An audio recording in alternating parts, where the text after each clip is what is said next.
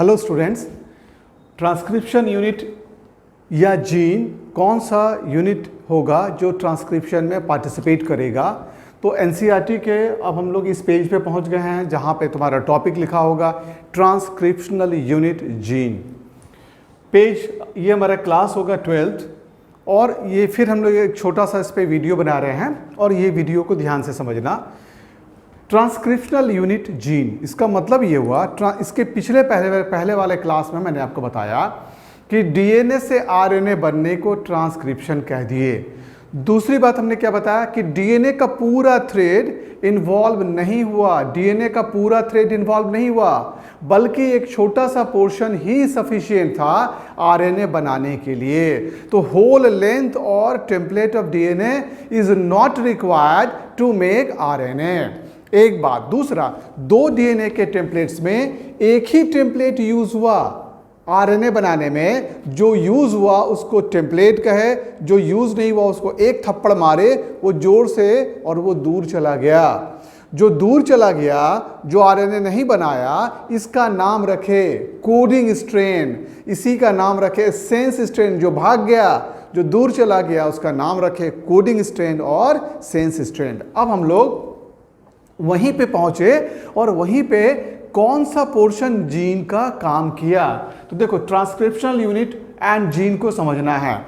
तो जीन को हम लोग अपने बुक्स में 3 तरह से डिफाइन करते हैं। एक, फंक्शनल यूनिट ऑफ जीन को सिस्ट्रॉन कहा गया, वो पोर्शन जो फंक्शन किया या क्या बना दिया, फंक्शनल यूनिट का मतलब हो गया वो पोर्शन जो काम किया, और वो पोर्शन जो आरएनए बनाया, उतने यूनिट का नाम रखे फंक्शनल यूनिट।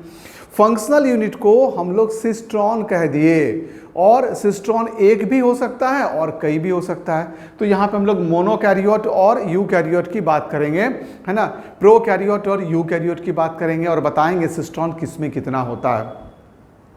सिस्ट्रॉन अगर एक होगा तो कहेंगे मोनोसिस्ट्रॉनिक, और सिस्ट्रॉन अगर एक से ज़्यादा होगा, फंक्शनल यूनिट एक से ज़्यादा होगा, तो हम लोग उसको क्या कह देंगे, तब उसका नाम रखेंगे हम लोग। क्या बता रहे थे कि फंक्शनल यूनिट हो सकता है, जीन का यूनिट होगा, तो जीन जो आरएनए बनाएगा उतने को क्या देंगे फंक्शनल यूनिट, ये सिस्ट्रॉन कहलाया। अब जीन के इसके अलावे 2 तरह के और यूनिट की चर्चा आपके बुक्स में नहीं है, लेकिन कहीं ना कहीं उसका रेफरेंस है। उनमें एक नाम है म्यूटॉन, हम यहाँ पे लिखते हैं एक नाम है म्यूटॉन। मतलब वो पोर्शन ऑफ डीएनए जो सबसे छोटा पोर्शन होगा जिसमें म्यूटेशन हो सकता है, वो जीन है, उसका नाम रख देंगे म्यूटॉन। अब आ जाओ, फिर दूसरा एक नाम यूनिट और एक यूनिट बता रहे हैं। अगर छोटे से छोटा पोर्शन जहां पे रिकॉम्बिनेशन हो सकता है, रेकॉन, उसका नाम रख देंगे रेकॉन। तो ये सभी के सभी यूनिट हैं किसके, जीन के। Muton is a unit of gene, recon is a unit of gene, cistron जो यहां पे हम लोग डिस्कशन करना चाह रहे थे वो था cistron is a unit of gene. तो देखो, gene functional unit of inheritance है, मतलब ट्रांसमिशन, इनहेरिटेंस का मतलब क्या बताए थे, transmission of character from parent to offspring. एक पेरेंट से, फादर से अपने सन या डॉटर में एक कैरेक्टर ट्रांसमिट हो रहा है। जैसे अमिताभ बच्चन की तरह अभिषेक बच्चन लंबे हो गए, तो ये कैरेक्टर उसकी मां जया बच्चन पे नहीं गया, क्योंकि जया बच्चन की हाइट कम थी। तो ये जो लेंथ का कैरेक्टर ट्रांसमिट हुआ, दिस इज इनहेरिटेंस। तो वो जीन जो लंबाई के लिए एक्ट किया, तो वो एक जीन होगा। हर कैरेक्टर का जीन अवेलेबल है। हम लोग जितने कैरेक्टर के बारे में सोचते हैं, they all are controlled by a gene. तो a gene functional unit of inheritance हम लोग बताए। Genes are located on DNA. हम लोग एक अगर थ्योरेटिकल कॉन्सेप्ट दें तो ये डीएनए अगर है तो इस पे हम लोग छोटे छोटे डॉट्स बना दो, है ना, ये डॉट्स बना दो, दीज आर जीन, वो लोकेशन, ये सभी जीन हैं। जीन को हम लोग बेस पेयर भी मान सकते हैं। नाइट्रोजन के बेस पेयर जो होते हैं ना, वो भी जीन, उसको भी केमिकल सब्सटेंस वही है वहां पे अवेलेबल। तो वो कैरेक्टर को कैरी करने वाले जितना डिस्टेंस होगा उसको हम लोग फंक्शनल यूनिट ऑफ जीन मानेंगे। तो genes are located on DNA, genes का लोकेशन कहां पे दिखाएंगे, और डीएनए का एक छोटा सा सीक्वेंस हम लोग बताए थे ना, ये मान लो हमारा डबल हेलिकल डीएनए है। ये डबल हेलिकल डीएनए में इतने पोर्शन से अगर आरएनए बन गया तो ये वाला पोर्शन ही फंक्शनल यूनिट हो गया। इधर का पोर्शन से दूसरा भी आरएनए बन सकता है। तो जितने पोर्शन से आरएनए बना है, ट्रांसफर आरएनए बना, तो the DNA sequence coding for transfer RNA और ribosomal RNA molecules also define a gene. इसका मतलब जितना पोर्शन इन्वॉल्व हुआ एक आरएनए बनाया, आरएनए चाहे वो मैसेंजर आरएनए हो या वो राइबोसोमल आरएनए हो, उतने पोर्शन को फिर से क्या नाम दे दिए, फिर से इसका नाम रख दिए जीन। उतने पोर्शन को, उसमें कई बेसिस हो सकते हैं, उसमें कई बेसिस होता है। मतलब क्या है, जीन का कोई डिफाइन पिकुलियर एक फिक्स्ड डेफिनेशन नहीं हो सकता है। जीन का एक स्टैंडर्ड डेफिनेशन नहीं हो सकता है। कहीं पे ये रिकॉम्बिनेशन वाले पोर्शन को जीन कह दिए और उस यूनिट को रेकॉन कह दिए। कहीं पे जो म्यूटेशन के लिए काम कर रहा था, म्यूटेशन में जितना पोर्शन इन्वॉल्व हो रहा था उसको भी जीन माने और उसको म्यूटेशनल यूनिट ऑफ जीन कह के म्यूटॉन नाम दे दिए। कहीं पे फंक्शनल यूनिट ऑफ जीन का नाम रखे सिस्ट्रॉन। मतलब जीन में बी फ्यू बेस, में be thousands of base. Gene 2-3 basis हो सकते हैं, हजारों बेस भी हो सकते हैं। जीन छोटा सा लोकेशन भी हो सकता है और बड़ा सा लोकेशन भी हो सकता है। तो जीन का कोई डेफिनेट पैटर्न नहीं हो सकता है। एक डेफिनेट ऐसा नहीं है कि हम बोलेंगे बस इतना ही सा पोर्शन याद करो और जीन हो गया, नहीं। तो ये वेरिएशन हो सकता है depending upon function, depending upon recombination and depending upon mutation. तो ये पॉइंट हमारा क्लियर हो गया। फंक्शनल यूनिट का नाम रखा गया सिस्ट्रॉन। सिस्ट्रॉन, सिस्ट्रॉन नाम याद हो गया। फंक्शनल यूनिट को क्या कह दिए, सिस्ट्रॉन। तो देखो ये है फंक्शनल यूनिट, इसका नाम रखा गया सिस्ट्रॉन।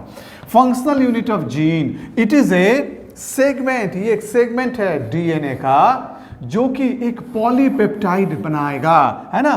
पॉलीपेप्टाइड किसको बोलेंगे, अब इसको समझ लो। डीएनए से आरएनए बना और आरएनए से प्रोटीन बनता है। प्रोटीन अमीनो एसिड के जुड़ने से बनेगा। Amino acid 1, amino acid 2, amino acid 3 सबको जोड़ दो, बन गया प्रोटीन। यही है पॉलीपेप्टाइड। अमीनो एसिड में पेप्टाइड बॉन्ड रहता है, पेप्टाइड रहता है, पॉली बहुत सा मॉलिक्यूल जुड़ेगा तो कह देंगे पॉलीपेप्टाइड। तो functional unit of gene is segment of DNA. ये डीएनए का वो सेगमेंट है जो कोड कर रहा है, क्या बना रहा है, पॉलीपेप्टाइड बना रहा है। अब हम लोग लास्ट इसके प्रीवियस क्लास में स्ट्रक्चरल जीन, प्रोमोटर जीन के बारे में बताए थे। जहां से स्टार्ट होता था उसका नाम रखे थे प्रोमोटर। जो आरएनए बनने की शुरुआत हो रही थी उसका नाम रखे थे प्रोमोटर। आरएनए बनना शुरू हुआ, आरएनए बन रहा है। जितना पोर्शन आरएनए बन रहा है वो सब के सब जो जीन इन्वॉल्व हो रहे थे स्ट्रक्चरल जीन, और आरएनए कहीं ना कहीं आके रुक गया। जब रुका वहां पे जो जीन था वो था टर्मिनेटर जीन। तो प्रोमोटर, स्ट्रक्चरल और टर्मिनेटर, ये तीनों का रोल था एक आरएनए बनाने में। तो स्ट्रक्चरल जीन जान गए जो आरएनए में ट्रांसक्राइब हो रहा था।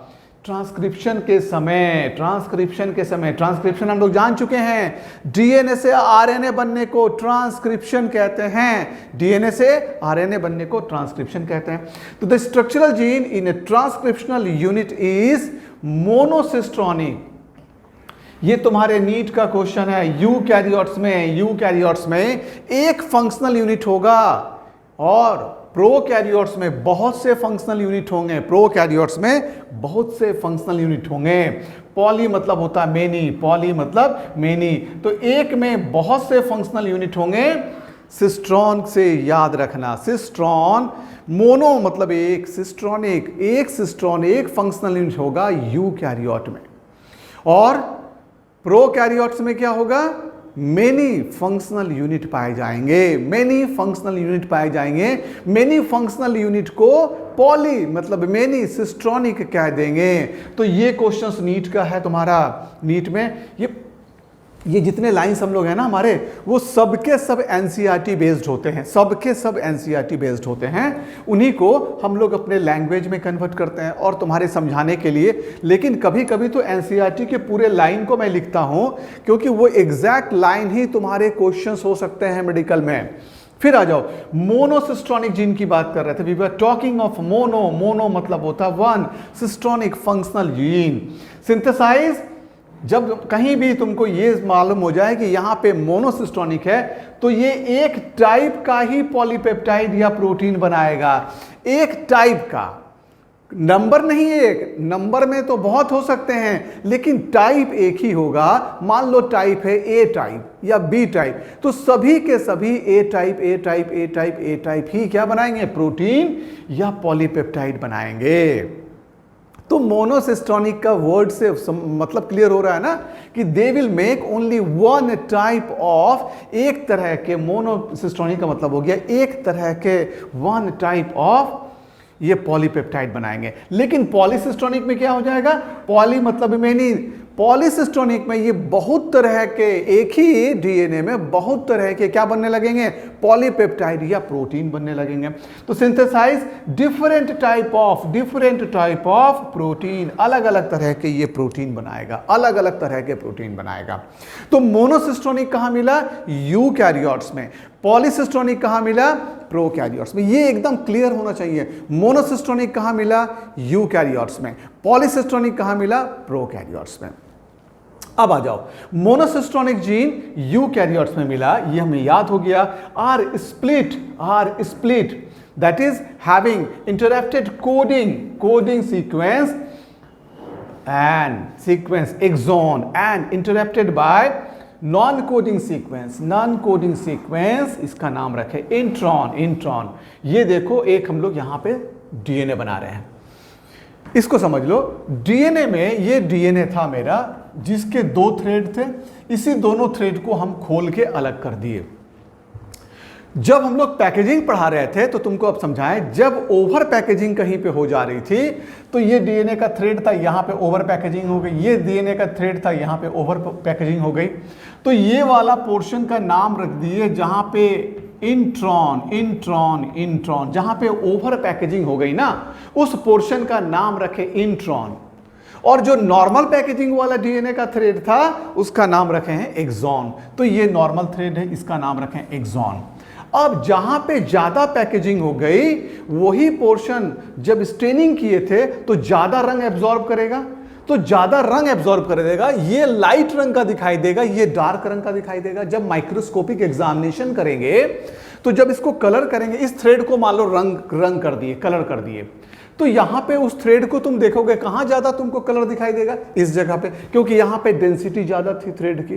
तो इस जगह का नाम ज्यादा डेंस था, वो हेटेरोक्रोमेटिन कहलाया। हेटेरो मतलब डिफरेंट, क्रोमा मतलब कलर। जब कलर किए तो ये डिफरेंट इन कलर दिखाई दिया। क्यों, समझ में आ गया होगा। क्यों, क्योंकि ये स्टेन ज्यादा एब्जॉर्ब कर लिया, क्योंकि ये इतना ही जगह में इसको खोल देंगे तो बहुत बड़ा थ्रेड होगा। तो सभी थ्रेड एक जगह पे मिल गया है, कंडेंस हो गया, तो कलर भी तो ज्यादा रिटेन करेगा। लेकिन ओवर क्राउडिंग हो गई, जैसे बताए, एक कमरे में 20 बच्चे के पढ़ने की जगह थी, अभी यहां पे 200 बच्चे बैठ गए, कोई नहीं पढ़ पाएगा। क्यों, क्योंकि एक की कॉपी दूसरे के पीठ पे है रखी हुई, और दूसरा ऐसे हिला तो इसकी कॉपी हिल गई। मतलब क्या हुआ, ये वो एरिया हो गया जो अब नॉन एक्टिव हो जाएगा। तो intron become non active, intron कोई काम नहीं करेगा। ये लेथर्जिक इंट्रॉन अब कोई काम नहीं करेगा। अब बेचारा डीएनए सोच रहा था कि इस कुड़िया को, इस लेथर्जिक को अपने पास रखेंगे तो जब आरएनए बनाएंगे तो क्या होगा, आरएनए भी ऐसे ही बनेगा। तो डीएनए से आरएनए बनने के समय ये पोर्शन को हम लोग क्या कह देंगे। अभी इसका मतलब जब डीएनए में हम लोग देखेंगे तो जीन को स्प्लिट कह देंगे, स्प्लिटेड कंडीशन में, काम का बिना काम का, काम का जीन बिना काम का, काम का जीन बिना काम का जीन, काम का जीन, ये सब में जीन भरा हुआ है। लोकेशंस दिखा दो, they all are having gene. तो ये पॉलीपेप्टाइड के बारे में हम लोग बताए। अब बताए कि ये जो डीएनए था, डीएनए का कुछ पोर्शन काम का, कुछ बिना काम का, कुछ काम का, कुछ बिना काम का, कुछ काम का, कुछ बिना काम का। अब ये जब आरएनए बनाया तो आरएनए भी तो ऐसे ही बनेगा, कुछ काम का, कुछ बिना काम का। जो बिना काम वाला पोर्शन था उसका नाम इंट्रॉन, जो काम वाला पोर्शन था उसका नाम एक्सॉन। अब आरएनए जो बना इसको हेटेरोजेनस आरएनए कहते हैं। ये जो आरएनए अभी बना इसका नाम रखेंगे हेटेरो मतलब डिफरेंट, जेनस मतलब ओरिजिन, जेनस मतलब ओरिजिन, हेटेरोजेनस आरएनए बन गया। HN हम लोग शब्द का प्रयोग करते हैं शॉर्ट में HN लिख देते हैं। क्यों बोले जरा देखो तो, हेटेरो मतलब डिफरेंट, एक ही आरएनए में डिफरेंट टाइप के अरेंजमेंट दिख रहे हैं जिनका ओरिजिन, जेनस मतलब ओरिजिन ही अलग हुआ है, इनका ओरिजिन ही अलग अलग तरह के डीएनए में मिलने वाले लोकेशन से हुआ है, इसीलिए शब्द का प्रयोग किए हेटेरोजेनस। क्लियर हो गया। अब ये आरएनए में स्प्लाइसिंग होगी। ये आरएनए बैठा देख रहा था अपने आप को, बोला अरे मेरे बॉडी में कुछ काम का, कुछ बिना काम का चीज आ गया। भैया बिना काम के चीज को काट के निकालो, बचे हुए काम को जोड़ो, बचे हुए काम के पोर्शन को जोड़ दो, तभी तो काम करेंगे। अब सोचो तुम्हारे साथ 20-25 दोस्त हैं, 25 दोस्त में तुम लोग किसी काम में जा रहे हो, 10 फ्रेंड्स ऐसे हैं जो बिना काम के हैं, वो चुपचाप जाके खड़े रहने वाले हैं, कुछ नहीं करेंगे, वो उनको लेके जाओगे नहीं ना, उनको प्रणाम करोगे कि प्रणाम आप रहिए, नमस्ते आप अपने घर पे रहिए। मैं जो काम करने वाले दोस्त हैं उनके साथ आगे बढ़ूंगा तो वो क्या करेगा, कट किया, यहां पे इंजाइमेटिकली कट हुआ। इंजाइम का नाम है एंडोन्यूक्लियस, जिसको मैं बायोमोलिक्यूल्स में, आपको बायोलॉजी में, जब मैं बायोटेक्नोलॉजी में आऊंगा वहां बताऊंगा। एंडो इनसाइड कट करने वाला, न्यूक्लियस के अंदर ये मिलता था डीएनए, न्यूक्लियस इंजाइम कट कर दिया। अब इस पोर्शन को रिमूव कर दिए, बचे हुए पोर्शन को जोड़ दिए, अब ये बन गया फंक्शनल एमआरएनए। ये क्या बन गया, बचे हुए पोर्शन को जोड़ दिए तो बन गया फंक्शनल एमआरएनए, फंक्शनल एमआरएनए बन गया। ये क्लियर हो गया ना। तो ये हो गया फंक्शनल एमआरएनए, है ना। अब आ जाओ, इसका मतलब क्या हुआ, जब डीएनए था इसके बॉडी में 2 पार्ट, काम वाला ये बीच में है काम वाला, और ये दोनों है बिना काम का, काम वाला बिना काम का, काम वाला बिना काम का, working non working, working non working.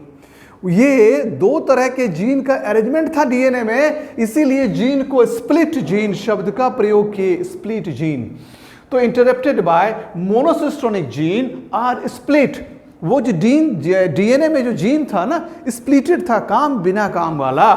Having interrupted coding sequence, इनमें से जो काम का था उसको कोडिंग सीक्वेंस बोलेंगे, जो बिना काम का था नॉन कोडिंग सीक्वेंस बोलेंगे। कोडिंग सीक्वेंस क्या करता था, देखो एक्सॉन बनाता था, and non coding sequence intron बनाने में हेल्प करता था। किसके, HN आरएनए, हेटेरोजेनस आरएनए जब बनेगा। हेटेरोजेनस आरएनए के बनने के समय कोडिंग सीक्वेंस काम वाला पोर्शन बना रहा था एक्सॉन, और जो इंट्रॉन था, अब तुम सोचो एग्जाम में गए और भूल गए कि किसको निकालना था। सर पढ़ाए तो थे एक्सॉन एंड इंट्रॉन, वहां जाके भूल गए।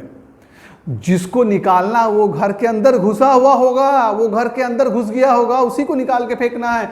इन मतलब अंदर आ गया है, अंदर आ चुका है, इसी को निकालना है। तो किसको निकालना है, अगर एग्जाम में भूल गए तो ये टेक्निक याद रखना, जो तुम्हारे घर के अंदर घुस गया, बैक्टीरिया, वायरस, पॉइजनस, लफाड़ टाइप का गेस्ट जो तुम्हारे घर में घुस गया है, जो निकलना नहीं चाह रहा है, इन कर चुका है, उसी को निकालना है। Intron is to be removed. ये टेक्निक तुमको याद हो गया होगा, याद हो गया होगा कि किसको निकालना है। अच्छा भाई, इंट्रॉन को निकाल दिए, एक्सॉन को क्या करेंगे, छोड़ देंगे। जब काटेंगे तो 1 टुकड़ा, 2 टुकड़ा, 3 टुकड़ा, 4 टुकड़ा, देयर विल बी टुकड़ा एंड टुकड़ा, मेनी टुकड़ा will be there, many small portion of intron will be remove, exon will be there. अब सभी को जोड़ेंगे, जोड़ के तब ना एक बनाएंगे लंबी सी रस्सी। अब जोड़ने के बाद एक फंक्शनल आरएनए बन गया, फंक्शनल आरएनए बन गया। इसी का नाम रखे डीएनए का जो भी नाइट्रोजन बेसिस का सीक्वेंस था डीएनए का जो भी नाइट्रोजन का बेस का सीक्वेंस था ना, उसी के बेसिस पे कॉम्प्लीमेंट्री आता चला गया, आता चला गया, आता चला गया। क्लियर है। और अब बन गया मैसेंजर आरएनए। अब क्या बन गया? Messenger RNA. तो पहले जो बना था हेट्रोजेनस आरएनए, तो तुमको हेट्रोजेनस आरएनए और मैसेंजर आरएनए में क्लियर हो गया कॉन्सेप्ट। हेट्रोजेनस आरएनए में एक्सॉन और इंट्रॉन दोनों जुड़े हुए होंगे, लेकिन जब वो प्रोसेसिंग करेंगे तो इस प्रोसेस को बोलेंगे प्रोसेसिंग या स्प्लाइसिंग। स्प्लाइस मतलब काटना। कैंची ले लिए काटना शुरू किए, स्प्लाइट करना शुरू किए, स्प्लाइसिंग करना शुरू किए। और यहां पे कैंची कौन सी थी? यहां पे कैंची थी एंडोन्यूक्लियस इंजाइम के हेल्प से इस कटिंग को कर रहे थे। और फाइनली जो पोर्शन बचा उन सबको जोड़ दिए लाइगेज इंजाइम का नाम, और जोड़ दिए। अब एक थ्रेड बन गया। तो ये सोचो जेनेटिकली कितना हमारा सेल इंप्रूव्ड है। प्रोकैरियोटिक और यूकैरियोटिक का सेल कितना इंप्रूव्ड होता है, कितने तरह के एंजाइमेटिकल वर्क हो सकते हैं। तो स्प्लिट जीन का अरेंजमेंट समझ में आ गया। The split gene arrangement complicate the definition of A gene in terms of DNA sequence. अब इसमें कुछ काम का कुछ बिना काम का, तो ये तो और कौन सा काम का होगा, कौन सा बिना काम का होगा, ये तो डेफिनेशन को और भी डिफिकल्ट बना दिया। नहीं, ये जो स्प्लिट जीन का कॉन्सेप्ट आया डीएनए के सीक्वेंस में, ये और भी कॉम्प्लिकेटेड बनाता चला गया। तो ये तुम्हारा हो गया about transcriptional unit of gene. छोटा सा इतना सा टॉपिक होगा एनसीईआरटी में, और मैंने इसको पूरी तरह से एक्सप्लेन किया। अब हम लोग आते हैं आरएनए के टाइप पे, उसके बाद हम लोग आएंगे ट्रांसक्रिप्शनल प्रोसेस में। अब हम लोग मॉलिक्यूलर जेनेटिक्स के एंड पे पहुंच रहे हैं, धीरे धीरे एंड पे पहुंच रहे हैं। ट्रांसक्रिप्शनल, उसके बाद आएंगे ऑपरेंट कॉन्सेप्ट, फिर आएंगे ट्रांसलेशन पे। तो हम लोग एग्जैक्टली एनसीईआरटी को देखते जा रहे हैं कि एक लाइन एनसीईआरटी का पेज वाइज कवर अप करते जा रहे हैं। तो सबसे पहले चलो 3 तरह के आरएनए की बात कर देते हैं। ये जो डीएनए के सरफेस पे इसके मैसेज को कैरी करते हुए आरएनए बनाया, इसका नाम है मैसेंजर आरएनए। एक पोस्टमैन तुम्हारे पास आता है, तुम्हारे घर के किसी प्रिय आदमी का, मान लो पापा बाहर हैं, पापा एक चिट्ठी लिखे, लेटर लिखे, और वो लेटर लेके आया, वो मैसेज लेके आया, पापा की लिखी हुई चिट्ठी का मैसेज था। मतलब डीएनए के जो यहां लिखा था वही लेके आया, कोई नई बात नहीं कर रहा था वो। तो ये था मैसेंजर आरएनए। डीएनए पे जो थ्रेड थे ना, वहां पे अगर एडेनिन था तो मैसेंजर आरएनए में यूरासिल होगा। यहां पे साइटोसिन था तो यहां पे गुआनिन होगा, यहां पे थायामीन था तो यहां पे एडेनिन ही होगा। कोई नए तरह से आरएनए नहीं बनेगा। इसीलिए इस आरएनए को कहते हैं, डीएनए के मैसेज को कैरी कर रहा था मैसेंजर आरएनए। अच्छा भाई, पूरे शहर में आपके जहां भी आप हो, चंडीगढ़ में आप हो, आप जम्मू में हो, श्रीनगर में हो, हिमाचल के किसी अच्छे शहर में, शिमला में हो, क्या पोस्टमैन बहुत सा होता है? नहीं, पूरे शहर में 5% तो बहुत है, 5% तो बहुत ज्यादा है। तो द कंटेंट ऑफ मैसेज को कैरी करने वाले लोगों की संख्या बहुत कम होती है। 5%। नाम परसेंटेज भूल गए, ऐसे याद किए। मैसेज के लिए टाइप करने के लिए 5 ही उंगली काफी थी। 5 messenger RNA are 5% of the total RNA. Total RNA का ओनली 5% है। लॉन्गेस्ट है, लेकिन सबसे बड़ा, जितने भी आरएनए आएंगे ना उनमें सबसे बड़ा है। डीएनए के थ्रेड पे बना, मतलब आरएनए को अब कहेंगे टेम्पलेट आरएनए। एक डीएनए था, उसके एक थ्रेड पे ये आरएनए बना, टेम्पलेट पे, इसी टेम्पलेट पे बना। क्योंकि डीएनए के 2 थ्रेड में से एक ही पे आरएनए बनता है, दूसरे में कभी नहीं बनता। टेम्पलेट आरएनए शब्द का प्रयोग किए, template RNA.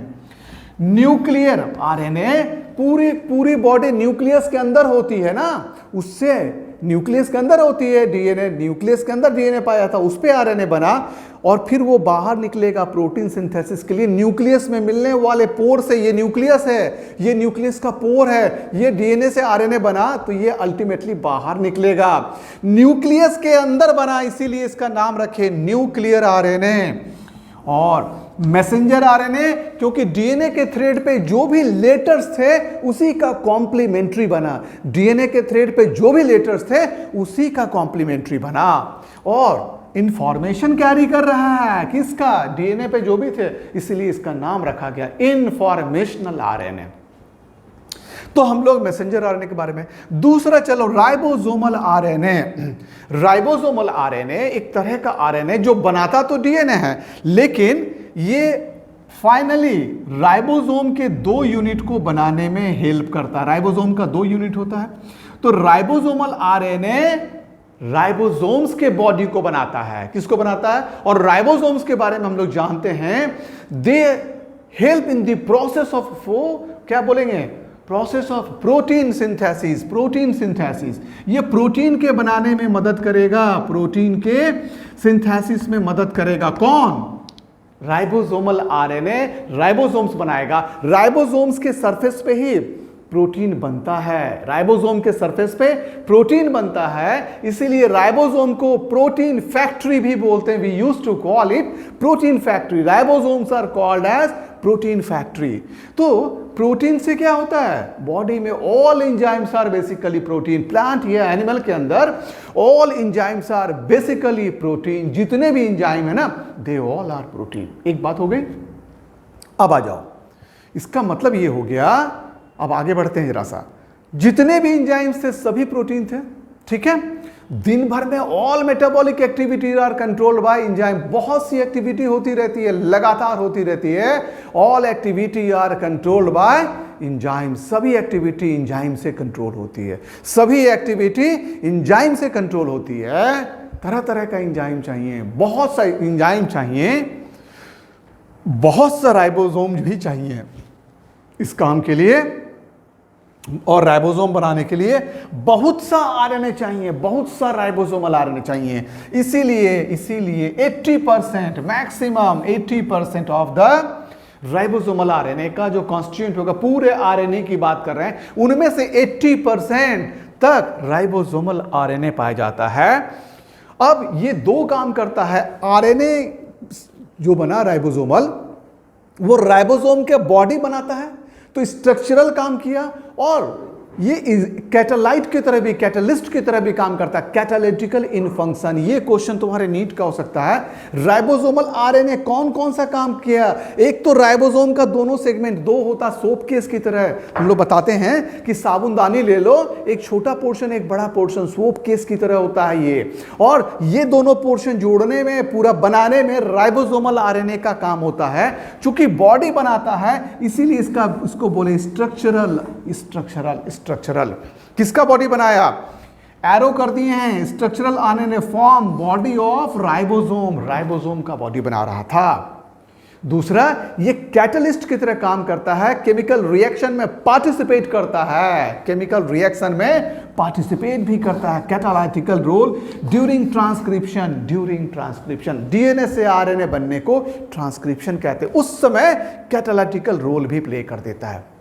Third and last आते हैं ट्रांसफर आरएनए। ट्रांसफर आरएनए का काम ही होता है, ट्रांसफर शब्द का मतलब होता है एक जगह से दूसरी जगह जाना। आप चंडीगढ़ में हो, आपका ट्रांसफर दिल्ली हो गया, आपका ट्रांसफर दिल्ली हो गया। आप दिल्ली में हो, आपका ट्रांसफर चेन्नई हो गया। तो आप बैग एंड बैगेज लेके पीठ में लादे और पूरे घर का सामान एक ट्रक में लादे और चल दिए। तो ट्रांसफर आरएनए का काम ही है, एमिनो एसिड का ट्रांसफर होता रहता है, जहां पे प्रोटीन बनना वहां उसको पहुंचाता है। ये ट्रांसफर आरएनए है, एमिनो एसिड को कैरी करेगा। ये देखो एमिनो एसिड ले लिया, एमिनो एसिड को ले लिया, और अब ये चला कहां? राइबोसोम के पास, और आके यहां पे डाला और आगे बढ़ गया। तो राइबोसोम प्रोटीन सिंथेसिस के समय ट्रांसफर आरएनए का काम एमिनो एसिड को एक जगह से पिकअप करना और at the site of protein synthesis पहुंचाना, at the site of transfer करना। ये सबसे छोटा होता है, इसको सॉल्युबल अडेप्टर आरएनए भी कहते हैं। और ये किसको कैरी किया भाई? एमिनो एसिड को कैरी किया, लेके गया। कहां लेके गया? Eight the site of protein synthesis. कहां लेके गया? Eight the site of protein synthesis. तो ये तुम्हारा एक छोटा सा पोर्शन हमारा खत्म हुआ, transcription unit and all 3 types of RNA. The first is what? Messenger RNA. The second one is what? We can call it ribosomal RNA, and the third one is what? Third one is transfer RNA. So there are 3 types of RNA. इनके बारे में भी NEET में questions आ सकते हैं। The first is what? The percentage of the और the content, and the second is what? The name. ये नाम क्यों पड़ा? इस तरह के इस पे क्वेश्चंस आ सकते हैं। तो ये हमारा एक छोटा टॉपिक खत्म हो गया। अब हम लोग अगले क्लास के लिए चलेंगे, that will be our 13th class of molecular genetics. तो अब एनसीईआरटी के फिर आप लोग को पेज निकालना है। तो आप लोगों के लिए सबको हम विश करें बेस्ट ऑफ लक। और